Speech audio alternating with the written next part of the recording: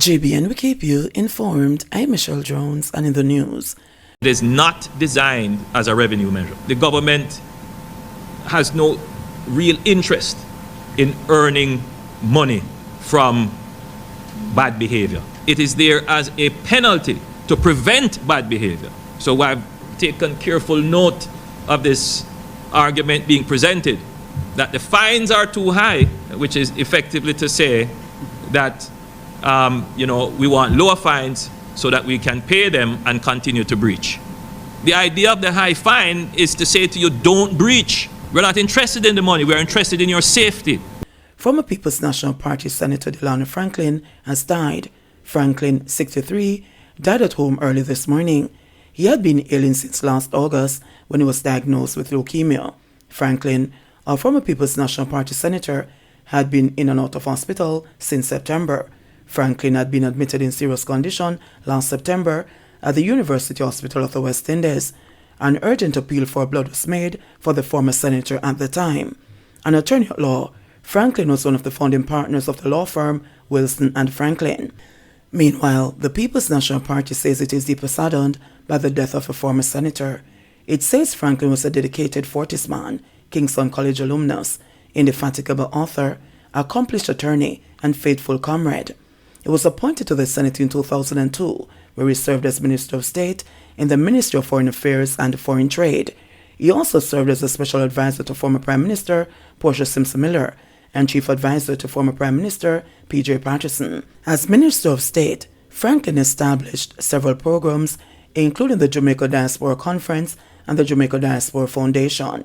His work as Minister of State strengthened Jamaica's diplomatic relations with regional and international partners. Comrade Franklin was dedicated to the PNP and her movement until the very end, the PNP says. In expressing condolences, Party President Mark Golding said, "We lost a comrade and statesman last night. His contribution to our party, country, and as an author will be forever remembered. Sincere condolences to his wife Tricia, friends, and the legal fraternity." General Secretary of the party Dr. Dayton Campbell also stated that Franklin's transition has brought a wave of sorrow over the party. His untimely passing is a reminder to stay true to our mission, as he was a fervent believer in social justice and equity for all. Former party president Dr. Peter Phillips lamented, "I'm deeply saddened by the passing of former Senator Delano Franklin. He was a patriot who served his people and his country well. His passion, zeal, and essential decency will be sadly missed." Laborer shot dead in Montego Bay. A man was shot and killed by armed men along St. James Street in Montego Bay, St. James, on Friday morning. The deceased is believed to be 25-year-old Steve Henry, otherwise called Zeeks, a laborer of Fisherman's Lane in Hendon, Norwood. The Barnett Street police say about 3:10 a.m. an alarm was raised after gunshots were heard coming from a section of St. James Street. On arrival of the police, Henry was discovered lying along the roadway in a pool of blood with gunshot wounds to the back of his head. The scene was processed and the body removed to the morgue for post-mortem. Technician charged after gun and ammo seized in Portmore. A technician has been charged after a gun and several rounds of ammunition were seized on Passage Fort Drive in St. Catherine on Thursday, February 9. Charged with possession of a prohibited weapon, unauthorized possession of ammunition, being armed with an offensive weapon, and possession of identity information is 28-year-old Chevron Brown, otherwise called Van, of Waterford in the parish. Reports from the Portmore police are that about 2:40 p.m., lawmen were patrolling the area when Brown was seen walking along the roadway with a black knapsack. Upon seeing them, Brown started acting in a manner that aroused their suspicion. He was accosted, searched, and one Smith & Wesson .40 firearm fitted with a magazine containing 8.40 rounds of ammunition were found in his bag, along with 2 lead sheets containing foreign nationals' personal information. In addition, a ratchet knife was taken from his waistband. St. Mary man gets 17-year sentence for sex crimes. Sheridan Shepherd, the 40-year-old St. Mary man, who admitted to sexually assaulting 7 children, has been sentenced to 17 years and 11 months in prison. The sentence was handed down by Supreme Court Judge Simone Wolf-Rees Friday afternoon. He is eligible for parole after 12 years. Shepherd had pleaded guilty to 6 counts of buggery, 5 counts of indecent assault, and 1 count of grievous sexual assault. Shepherd was arrested and charged in June 2021 following reports that he sexually assaulted several minors between 6 and 12 years old. Residents reportedly got wind of what he did and was attacked and severely beaten. He was subsequently taken into custody and later charged. During his sentencing on Friday afternoon at the Supreme Court in downtown Kingston, Shepherd's attorney, Christopher Hibbert, noted that his client had expressed fear of being incarcerated because of the nature of the crimes he committed. The attorney stated that it was his hope that his client's punishment is limited to him being incarcerated and that there is no abuse behind bars. Mr. Shepherd is asking that some understanding, leniency and sympathy can be given towards him, Hibbert said. He said that his client was a victim of abuse when he was young, both at home and on the street, where he subsequently sought refuge. He asked that Wolf Reese's sentence be reasonable, but the judge noted that the offences committed by Shepherd were serious, and especially because they were committed against children. She said that it must be clear that children must be allowed to enjoy their childhood and not be abused. She said it is unacceptable that such offences are commonplace in Jamaica. Wolf Reese dismissed Hibbert's argument that Shepherd had a difficult childhood, challenging that it cannot be used as an excuse. She mentioned that Shepherd not only breached the trust of the minor's parents, but eroded it. She also chided Shepherd for abusing the trust of the children, which he said he gained through video games he knew they loved. How can that be acceptable, that a man at your age could find yourself in a position to abuse a 6-year-old and a 10-year-old? We as a country must come to the realization that we cannot accept this, Wolf Reese asserted. Shepherd denied that he used video games as the judge spoke, but was countered by the mother of one of the victims. Yes, you did, the mother, who had earlier been brought to tears, said. Meanwhile, the court heard earlier that the vehicle in which Shepherd was being transported in from St. Mary had been involved in an accident, delaying his arrival.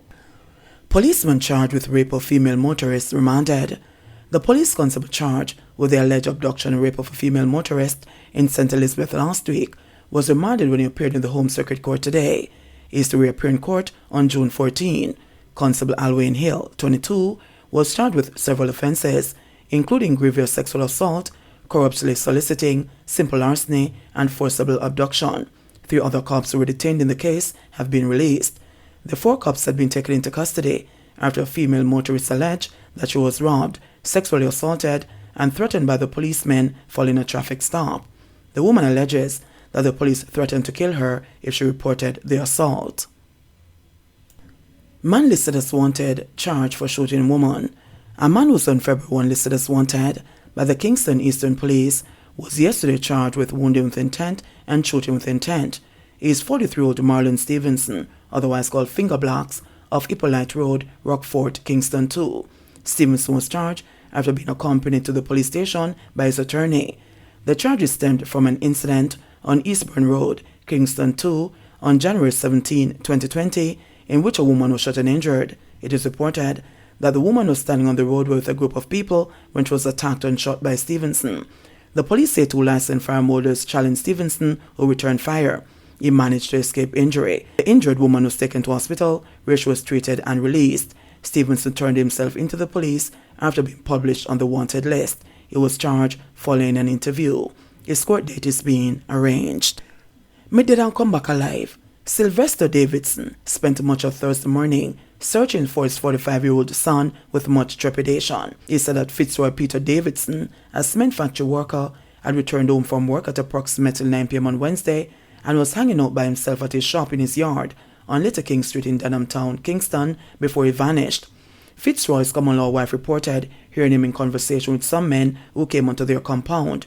After noticing that he did not return inside the house after some time, she became concerned and went outside to look for him, but he was no longer at his usual spot. Calls to his cell phone then went unanswered, and his worried relatives launched a frantic search for him after filing a missing persons report at the Denham Town police station. On Thursday, a subdued Sylvester said that he searched for his son throughout the night. At daybreak, he and other relatives moved their search to the nearby Maple Cemetery before receiving information that a body had been spotted off Spanish Town Road. When me go up there and see him this morning, it come like me in a one different world, the heartbroken father said. At judgment, me say, me dead and come back alive. According to police reports, at about 8 a.m. on Thursday, Fitzroy's body was found with what appeared to be a gun tattooed to the head at the Old Animal Hospital at the corner of Collie Smith Drive and Spanish Town Road.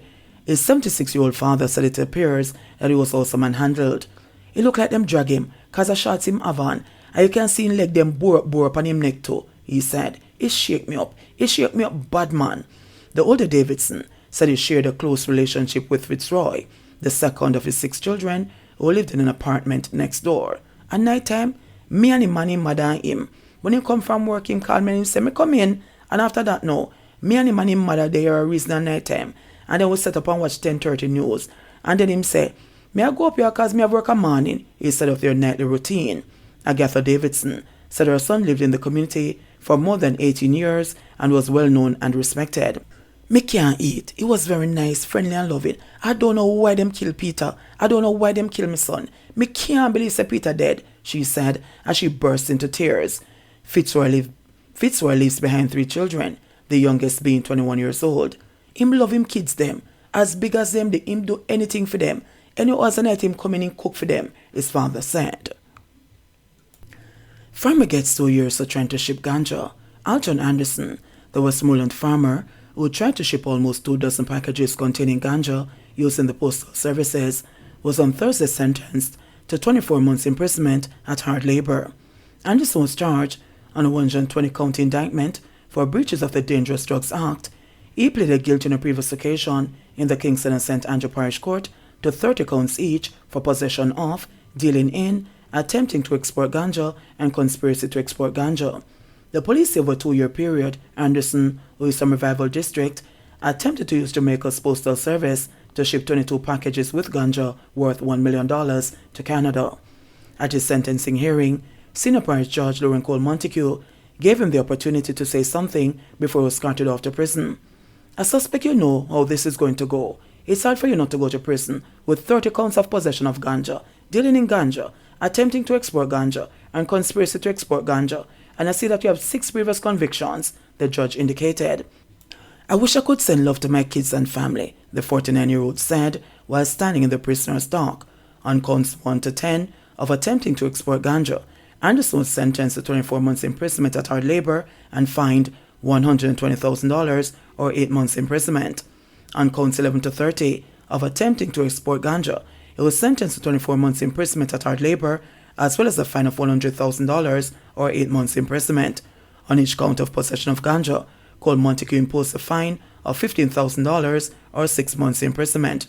Anderson was admonished and discharged on each count of dealing in ganja and conspiracy to export ganja. The sentences are to run concurrently.